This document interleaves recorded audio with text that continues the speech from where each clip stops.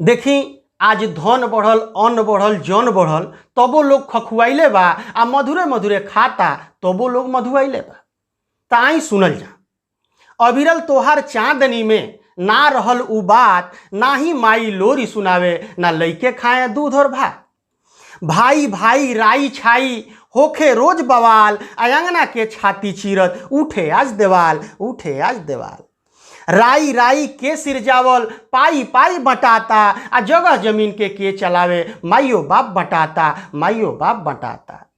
आपन अब बैरी भैले गैर मीत बुझाता, आ उन्हीं से अब नेह लगाता, खैर रोज पूछाता। ऊपर उठला के खातिर नीचे लोगवा गिरता, आ जहाँ ना उठे बैठे के उहमें लोग हीरता, उहमें लोग हीरता। ए डेहरी के ओ डेहरी में वही के लोग विकास कहता, आ गौवा के माटी बेच शहर की ओर निकास करता, शहर की ओर निकास करता। झूठ के भले पाँव ना होके पुरहर आज चलता, आ साँच के केहू बाँच न पावे इहे आज खोलता। लौकत नइखे आज केहू गलती अपन स्वीकारत में, आ बहुतन के जिंदगी बीत रहल बा दूसरा के पैनिहारत में। तन मन धन इहमे ले लोग जुटता, समाज और आध्यात्म विकास इहे दूनो छूटता, इहे दूनो छूटता।